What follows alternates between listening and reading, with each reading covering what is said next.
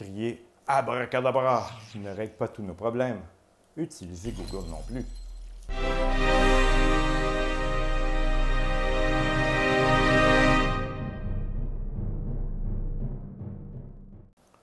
Lorsqu'on fait un travail de recherche au cégep, le réflexe de beaucoup de gens est d'abord d'aller voir sur Google s'il y a là ce dont ils ont besoin. Le problème, c'est que si ça pouvait souvent suffire pour de petites recherches au secondaire, ça ne suffit plus pour des recherches au cégep et à l'université. Pourquoi? Parce qu'aux études supérieures, on est censé faire preuve d'exhaustivité et de consulter le plus de documents pertinents que possible. Or, sur Internet, l'information est abondante, bien sûr, mais elle est aussi surtout dispersée et désorganisée. Si on se contente donc d'utiliser Google uniquement, bien des choses vont nous échapper, ce qui va enlever beaucoup de crédibilité à notre travail. Il faut donc utiliser des outils de recherche adaptés pour ce genre de recherche. Mais qu'est-ce qu'on cherche au juste? On cherche surtout deux grands types de documents, les livres et les articles de périodiques. C'est généralement dans des livres ou des ouvrages qu'on va retrouver les informations les plus complètes et les meilleures synthèses sur la plupart des sujets.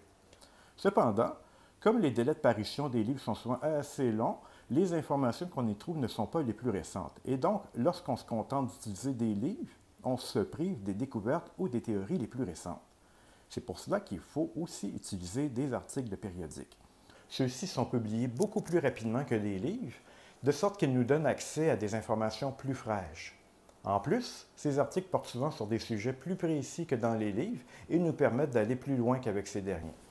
Il existe bien sûr d'autres sources comme des documents électroniques ou des sites web, mais la qualité peut varier considérablement. On verra dans une autre capsule comment reconnaître les sources de qualité. Mais pour le moment, qu'est-ce qu'on utilise comme outil? Les deux principales ressources qui s'offrent à nous sont les catalogues de bibliothèques et les bases de données.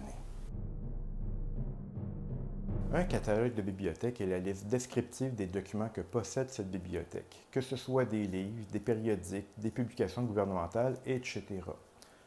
Ils sont presque toujours accessibles sur Internet et à Montréal même, plusieurs catalogues peuvent vous être directement utiles, notamment COA, le catalogue de la bibliothèque du Collège Hunsick, IRIS, le catalogue de la Grande Bibliothèque, et Nelligan, le catalogue des bibliothèques de Montréal. Il y en a bien d'autres. Vous trouverez plusieurs liens dans la description qui accompagnent cette capsule.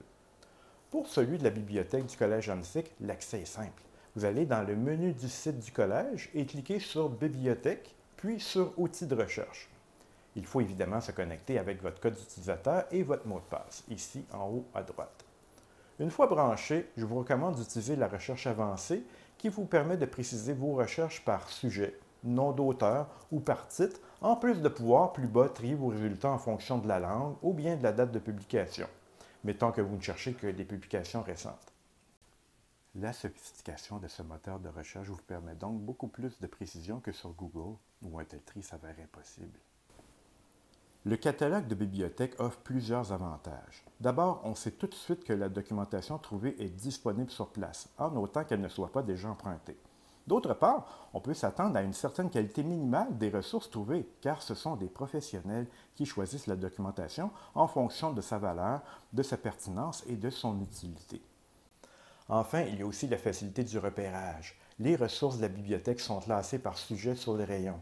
Le fait de retrouver un document pertinent sur les rayons permet donc d'en repérer d'autres classés à côté sur le même sujet. Alors même si on ne trouve qu'un seul livre dans le catalogue sur notre sujet, ça vaut vraiment la peine d'aller voir dans les rayons. On y trouve souvent d'autres livres du même sujet juste à côté. Parfois, c'est le jackpot.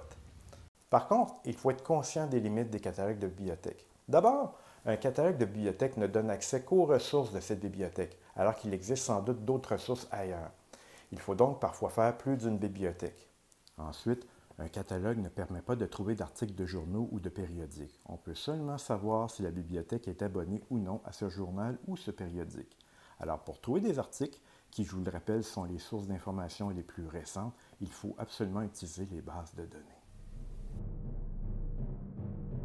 Sur le site de la bibliothèque du collège, au même endroit où on trouve le catalogue, on trouve plusieurs bases de données qui permettent de repérer des références à des documents, souvent des articles de périodiques. Parmi celles qui nous sont particulièrement utiles en sciences humaines, il y a Repères, Cairn et Érudit.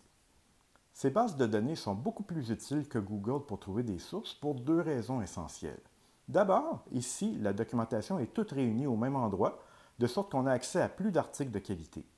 Ensuite, les moteurs de recherche intégrés aux bases de données sont beaucoup plus précis, car une fois qu'on a cliqué sur l'option Recherche avancée, on peut chercher par auteur, par sujet, par titre, par langue, par année de publication, même par niveau académique, c'est-à-dire des critères qu'il est très difficile de préciser sur Google.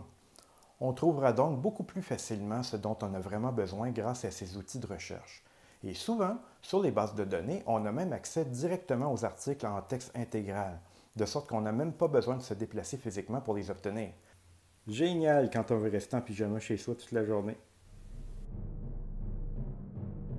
Bref, quand on commence une recherche, il est absolument essentiel de commencer par les catalogues de bibliothèques et par les bases de données. Cela dit, ce n'est que le début. Durant une recherche, on doit constamment rester à la recherche de nouveaux documents afin de repérer les meilleurs pour nos besoins. Et à ce propos, il existe une ressource formidable que beaucoup d'étudiants négligent, les bibliographies des documents que vous trouvez. En effet, si les livres ou les articles que vous trouvez sont le moindrement pertinents, ils contiennent nécessairement des bibliographies et des notes de bas de page dans lesquelles ils indiquent d'où ils ont pris leurs informations. D'ailleurs, si ce n'est pas le cas, posez-vous de sérieuses questions quant à la qualité de vos documents. Quoi qu'il en soit, si le document que vous utilisez est pertinent pour vous et qu'il fournit ses sources documentaires, ça serait vraiment dommage pour vous de ne pas les utiliser, car elles risquent de vous être très utiles à vous aussi.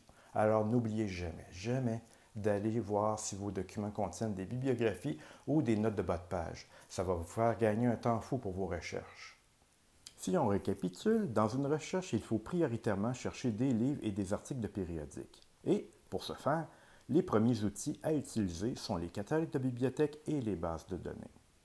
Et une fois qu'on commence à trouver des documents pertinents, il ne faut surtout pas oublier de consulter les bibliographies qu'ils fournissent, puisque celles-ci risquent de nous donner bien d'autres documents utiles, tout en nous faisant gagner un temps précieux.